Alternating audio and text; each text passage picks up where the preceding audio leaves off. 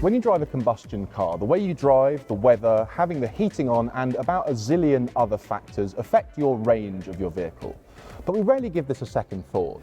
Perhaps we should. I mean, after all, around 600,000 drivers a year in the UK run out of petrol or diesel. Driving electric is different. But we're here to tell you what to expect when you switch.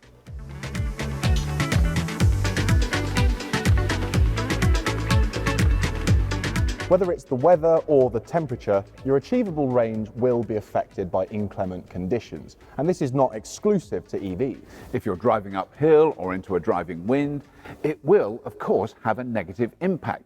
Conversely, if you're driving downhill or with a wind at your back, that will have a positive impact. All fairly obvious so far, but what about colder conditions? Won't electric cars just seize up and die below freezing? Well, no, in fact, it's the conventional combustion engine that will, really struggle in cold conditions more than a durable battery. Most electric cars have a preheat function, which warms the cabin before you set off. So you can throw your plastic ice scraper in the recycling bin. Oh, I do love that preheat function, but the cold weather will affect range, right? I mean, if the newspapers are to be believed, you can lose up to 50% of your range on a cold day. Well, in the depths of winter, if you have the heating on full, you might lose up to 25% of the range. So it's certainly a factor, but it's not dissimilar in a petrol-powered car, by the way. I mean, that uses more fuel. It's just been a little bit more obscured. And if we're being really honest, you're unlikely to fancy a 200-mile drive on a freezing cold day anyway. Exactly, Jack. And what have you found since you've been driving electric? Well, I think mainly I've just been amazed by how incredibly easy it is. And there have been some occasions where I've noticed range being impacted by weather, but those times are few and far between. But I'm still a relative novice compared to you, and I am curious about the best way to charge an EV. Does that have an impact on range? Well, when I first got an EV, I made all the basic mistakes, all the classic mistakes. So, I would charge it every single night, regardless of whether the car needed it or not, which was a real mistake. I've learnt since then that, typically I now charge 2 to 3 times a week. I only charge the kind of 80 or 90% of the time, because that does really protect the battery, makes the battery last longer. That's a good tip, and presumably if you do have to go on a longer journey, you can just raise the limit of charging temporarily. Yeah, exactly. There is another myth which is about rapid charging, that rapid charging really damages the battery, and that's actually been shown to be really not the case. It doesn't have a detrimental effect, but if there is an impact, it's relatively small, and there are now plenty of electric taxis that only charge on rapid chargers and other big fleets of electric vehicles, and it really isn't damaging the battery or reducing the life.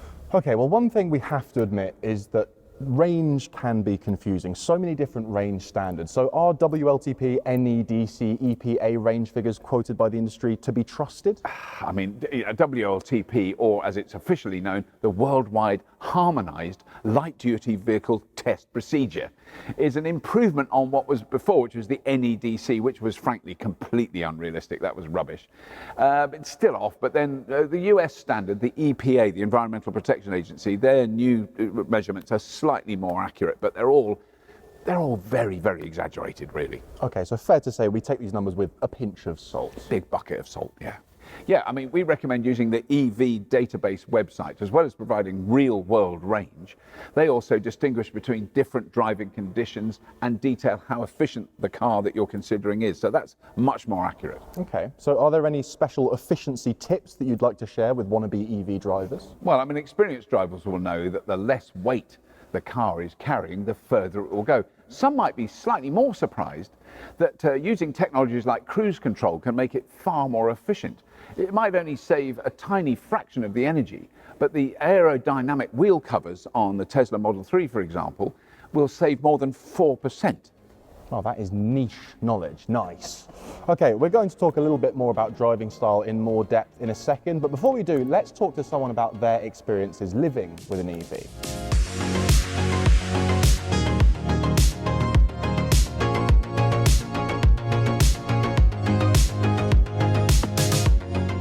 I first tried an electric car in 2016. I was working in the wind industry, but I had an unhealthy affection for cars, and so I tried a Nissan Leaf, and it changed my world, really. It changed my career and changed the way I drive. Yeah, so I've owned an EV since 2017. I've been lucky enough to try a fair few over time through my work scheme. but the Tesla's always been my favourite. Oh, the differences are huge, and some people think they're bad. When you have an EV, actually you're hearing different noises. Actually, you hear the noise of the tyres, but generally EVs are much quieter too. So I really enjoy the torque and that effortless acceleration. But also I've rediscovered listening to music. When I was younger, before I had kids, I used to just sit and listen to albums. Now when I commute to work, I use the quietness of the car, I stream music, and I just really enjoy music again. To get the most out of an electric car is not overthink it. Some people think that it's fundamentally different. It is different, but not fundamentally. At the end of the day, it's still a car. But to get the most out of it, I just think ahead as to when I'm going to refuel it. So, am I starting full? Is it within the range of the car? And if it's outside of the range of the car, I take 2 minutes just to think about what my charging options are. So generally the recommended advice is don't let the battery go below 10%, and unless you're doing a long journey, don't charge above 80%. But I'm a firm believer in good engineering probably means that the engineers of the cars have built that into the battery management. So actually, I try not to overthink, the battery. When I'm driving, I don't want to feel like I'm in some kind of second-class piece of technology, so I drive it like a car. I don't sit in the slow lane at 50 miles an hour. Because actually, when you're driving an electric car, when you're charging on the road, you're often charging faster than you can drive. So actually think about your overall efficiency of your journey, not just the efficiency of the battery. So one of the things you really realise is when you're driving an electric car, the different speed has to how fast you're using your electricity. Effectively you're pushing a large piece of steel through the air. So you learn very quickly that just a few less miles an hour gives you much, much greater range. So if you think you're not going to make it on your journey, ease off just a little bit, you probably will.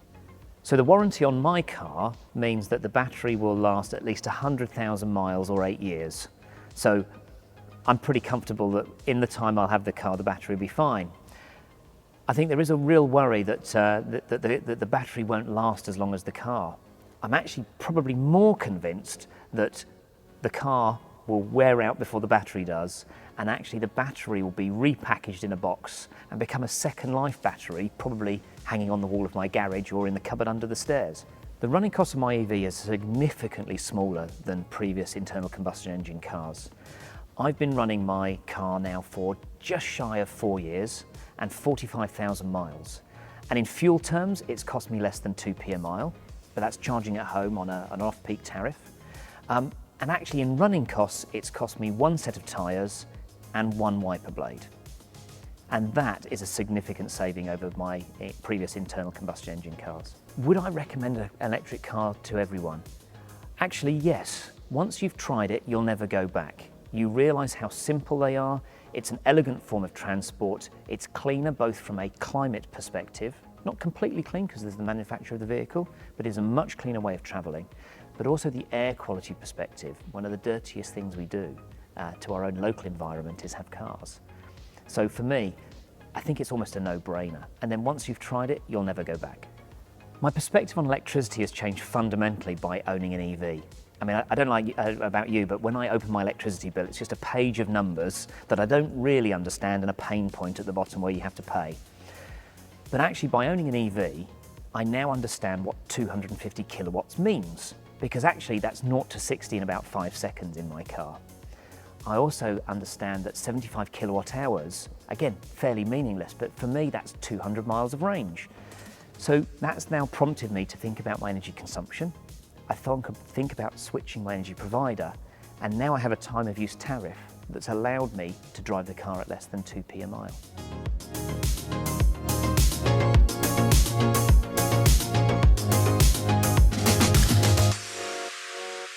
Well, thanks, Graham. Real-world experience is so invaluable if you have yet to get behind the wheel of an electric car. I mean, like most cars, a smoother driving style will take you further between charging stops.